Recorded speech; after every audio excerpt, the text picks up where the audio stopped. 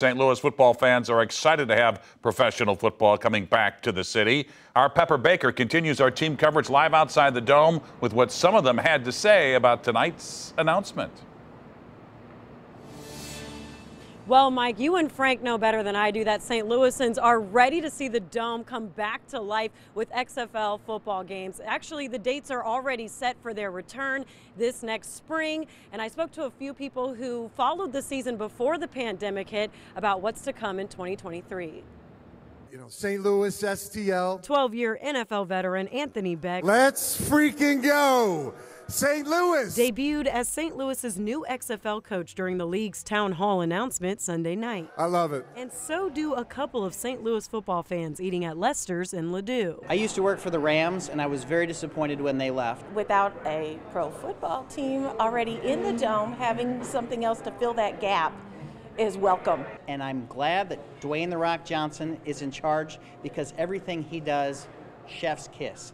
I love The Rock, and I think he's going to make it better. Morning host of 101 ESPN, Randy Carricker, is curious about how the XFL's new leadership with Dwayne Johnson, Danny Garcia, and Redbird Capital Partners will play out. There was a huge buzz in town when it started, and it's a real shame that we lost it when we did because of COVID, because their next game they were going to draw 40,000 people, and I don't know if they'll be able to do that again. He believes the fallout of the Rams, along with the Battlehawks' players' involvement with St. Louis, contributed to much of the XFL's success. They were getting players to high school games and out to community events. And my understanding is that now the teams are going to practice in Dallas and then just fly in for games on weekends. He's still optimistic that the games will be well attended. Now, whether we'll be cheering for the Battlehawks or a different team name remains in question. And because of the previous success that the XFL had, and Dwayne "The Rock" Johnson does own the name, I would be stunned if it wasn't the Battlehawks again. Caw-caw.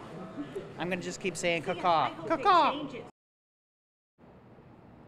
Now, before the league folded in 2020, the St. Louis had the highest attendance totals in the XFL. The Dome was actually about to open up their upper level seating before they had to quit because of the pandemic. But we'll definitely just have to keep an eye to see if that turnout will be the same this time around. Live in downtown, Pepper Baker, 5 on your side. And stay with 5 on your side for the latest on the XFL's return to St. Louis. We'll bring you the latest developments on air on KSTK.com and on the 5 on your side app.